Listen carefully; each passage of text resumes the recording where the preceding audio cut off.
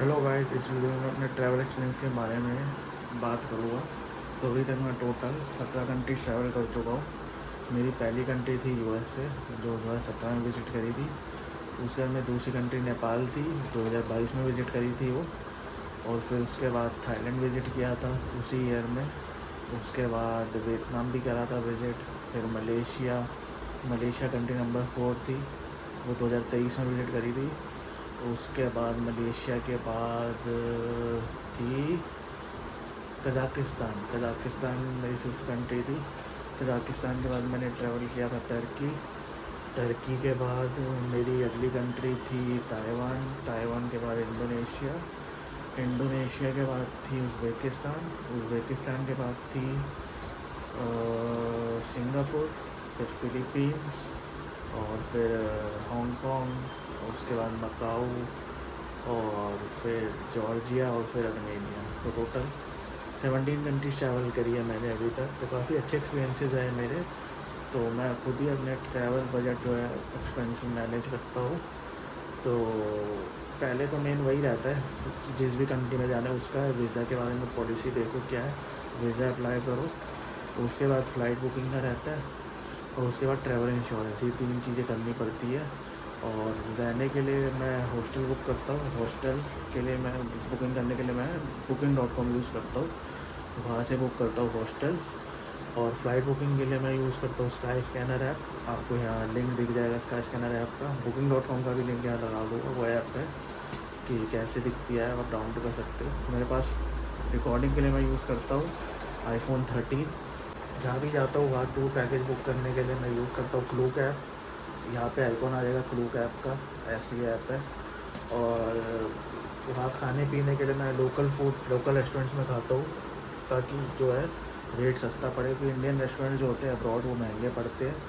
तो मैं हमेशा लोकल फूड ही प्रेफर करता हूँ। खाली मलेशिया में जो है साउथ इंडियन फूड सस्ता मिलता है, सिर्फ साउथ इंडियन फूड।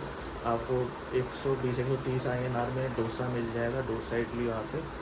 तो मलेशिया में सस्ता है फूड, साउथ इंडियन फूड देखा जाए, क्योंकि वहाँ तमिल कम्युनिटी रह रही है काफ़ी सालों से।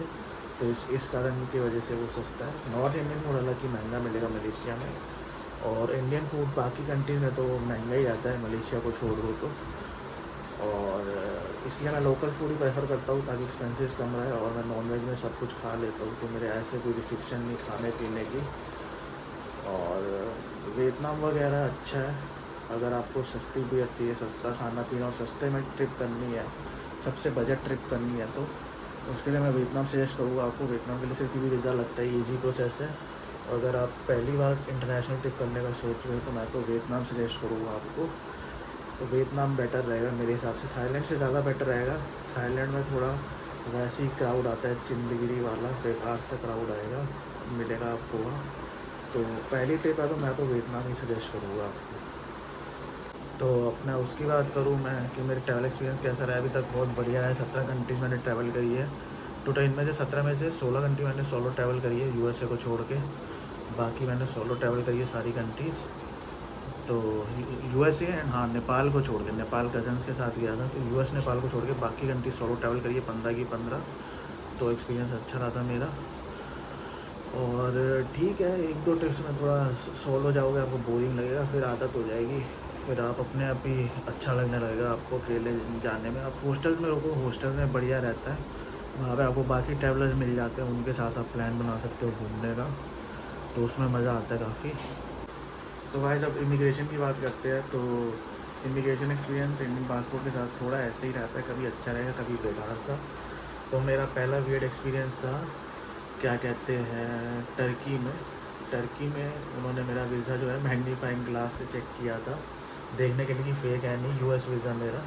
तो मेरे पास यूएस वीज़ा है हालांकि, बट फिर भी कभी कभार मेरे को दिक्कत कर देते हैं एंट्री में, थोड़े सवाल जवाब एक्स्ट्रा पूछ लेते हैं, और चेकिंग वेकिंग करते हैं यूएस वीज़ा की प्रॉपर मैग्नीफाइंग ग्लास लगा के। और कज़ाकिस्तान में मुझे दिक्कत हुई थी थोड़ी सी, जब मैं टर्की के लिए फ़्लाइट बोर्ड करने गया था बोर्डिंग काउंटर में। तो उन्होंने मेरे को रोक लिया था, तो मेरा ई वीज़ा चेक करा था टर्की का। तो टर्की का ई वीज़ा लगता है अगर आपके पास यूएस यूके या शेंजन वीज़ा एक्टिव। तो मेरा ई वीज़ा चेक कर रहे थे, उनको पॉलिसी समझ नहीं आ रही थी। बाकी सब ट्रैवलर्स थे वो तो वीज़ा फ्री वाले थे, क्योंकि कज़ाकिस्तान के लिए वीज़ा फ्री है टर्की। और मैं ही खाली इंडियन था, मेरे को उन्होंने रोक रखा था थ्रू वेरिफिकेशन के लिए। तो आधे घंटे बाद जाके उन्होंने मुझे फिर बोर्डिंग पास दिया था टर्की का। और टर्की पहुंच के क्या है, वो मैग्नीफाइंग ग्लास से चेक कर रहे थे मेरा वीज़ा, तो वो मुझे थोड़ा अजीब लगा। और मेरा एक इमिग्रेशन एक्सपीरियंस बेकार था, वो इंडोनेशिया में भी था। उन्होंने काफ़ी सवाल जब पूछे, आपकी रिटर्न फ्लाइट टिकट दिखाओ, होटल बुकिंग दिखाओ, और पूरा अच्छे से चेक की रिटर्न फ्लाइट टिकट मेरी। मैंने उनको प्रिंट आउट दिया, तो पूरी रिटर्न डेट चेक करी। और उसके बाद वो पूछते कि आप ये जकार्ता से बांडुंग कैसे जाओगे, वो बताओ। तो मैंने वो बताया कि मैं ट्रेन से जाऊँगा और इतना टाइम लगता है। तो उन्होंने फिर फाइनली स्टैम्प मार दिया था मेरे पासपोर्ट पे एंट्री का। और मेरा तीसरा वियर्ड एक्सपीरियंस रहा था ताइवान में। ताइवान में इमिग्रेशन ऑफिसर ने मेरा पासपोर्ट खोला और खोलते कहते कि फ़ेक है तुम्हारा पासपोर्ट। और फिर मैंने उनको कहा कि मेरे पास यूएस वीज़ा भी लगा हुआ, अगर फ़ेक है तो वो यूएस एम्बेसी क्यों देगी वीज़ा। तो फिर उन्होंने 10 मिनट तक पता नहीं अपने सिस्टम पे कुछ एंटर किया, और फिर मुझे फाइनली एंट्री दे दी। तो ऐसे थोड़े इमिग्रेशन एक्सपीरियंस कभी कभार मिल जाते हैं बेकार। तो बाकी कंट्रीज़ में इसके अलावा मेरा इमिग्रेशन एक्सपीरियंस ठीक ही रहा है, कभी ज़्यादा कुछ इतना पूछा नहीं। हाँ, एक वहाँ पे था जब फ़िलीपींस जा रहा था वाया थाईलैंड, तब मेरे को उन्होंने 1 घंटा रुकवाया था बोर्डिंग गेट पे। मेरा जो यूएस वीज़ा था उसकी कॉपी भेजी थी फ़िलीपींस इमिग्रेशन को, क्योंकि पहले क्या था, फ़िलीपींस वीज़ा फ्री नहीं था इंडियंस के लिए, वो वीज़ा लगता था। और वीज़ा फ्री तभी था अगर आपके पास वैलिड यूएस यूके या शेंजन वीज़ा मल्टीपल एंट्री वाला, तभी आपको वीज़ा फ्री एंट्री थी फ़िलीपींस में। तो उन्हें वो वेरीफाई करने के लिए मैंने यूएस वीज़ा एम्बेसी को भेजा था। और 1 घंटे बाद फाइनली उन्होंने मुझे जो है बोर्डिंग पास दिया था। उनको मैंने रिटर्न फ्लाइट टिकट दिखाई थी, होटल बुकिंग दिखाई थी, इवन ट्रैवल आइटिनरी भी दिखाई थी, डे वाइज़ की मैं क्या क्या करूँगा हर दिन फ़िलीपींस में। और तब जाके उन्होंने फाइनली एंट्री दे दी थी। उसके अलावा अभी हाँ, हांगकॉन्ग से मकाऊ जब गया था तब तो ईज़ी था इमिग्रेशन।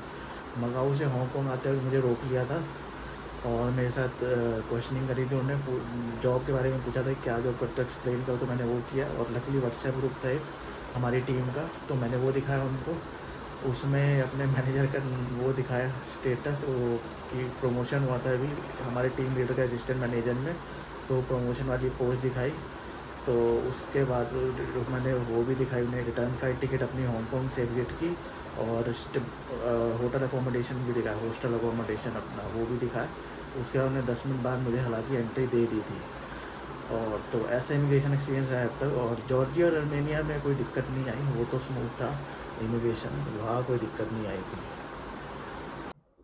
तो गाइस अब बात करते हैं अपना सेफ्टी वगैरह की। तो मेरे को हर कंट्री सेफ़ ही लगी है एज़ सच, किसी कंट्री में कोई इशू नहीं आया। हालांकि एक कंट्री में आया था थाईलैंड में, वो मेरी गलती है, मैं शेडी सी रोड में चला गया था, तो वहाँ मेरे साथ स्कैम हो गया था 1500 इंडियन रुपीज़ का।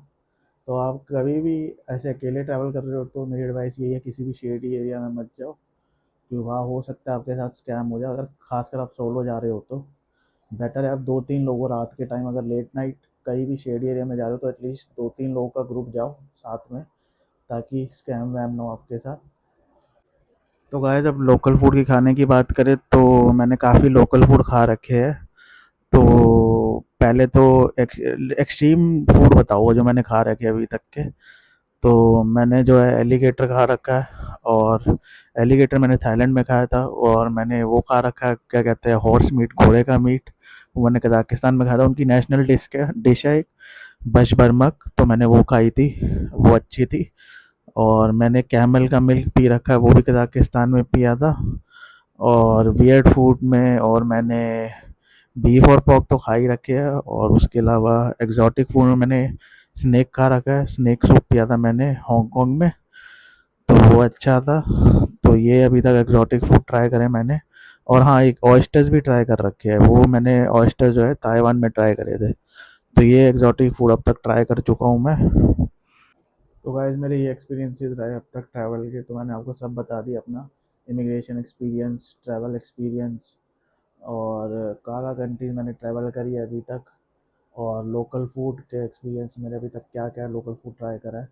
और आपके पास कोई और कोई सवाल जवाब हो इसके रिगार्डिंग, घूमने के रिगार्डिंग, तो आप मुझे कमेंट सेक्शन में नीचे लिख सकते हैं, तो मैं आपके सारे डाउट क्लियर करूँगा। और आपको भी ट्रैवल करना चाहिए, अच्छा रहता है ट्रैवल करना, आपको भी ट्रैवल करना चाहिए। आपको नए कल्चर और एक ट्रैवल एक्सपीरियंस करने को मिलते हैं और काफ़ी कुछ सीखने को भी मिलता है। आप अकेले मैनेज कर पाते हो अपने ट्रैवल एक्सपेंसेस, वो अकेले मैनेज करना आ जाता है और अपना खुद से एंजॉय करने का अलग ही मज़ा है। बजाय कि आप ग्रुप में किसी के साथ जो, कभी किसी के लीव्स नहीं मिलती, कभी किसी को कुछ बहाना है, किसी को कुछ नहीं खाना, किसी को कोई जगह नहीं जाना। तो अकेले में ये फ्रीडम है, अपने हिसाब से जब जहाँ मन करे वहाँ एक्सप्लोर करो। तो ये बढ़िया फ्रीडम रहती है अकेले ट्रैवल करने में। मैं इसलिए अकेले ट्रैवल करता हूँ या ताकि कोई रिस्ट्रिक्शन ना रहे, अपना जहाँ मन करे चले गए, जब मन करा रेस्ट कर लिया। तो ये सब फ्रीडम रहती है अकेले ट्रैवल करने में। तो चलो इस वीडियो को इतना ही रखते हैं, और कोई डाउट्स हो तो बताना आप कमेंट सेक्शन पे। तब तक के लिए बाय बाय, और मैं आपसे अब नेक्स्ट वीडियो में मिलता हूँ।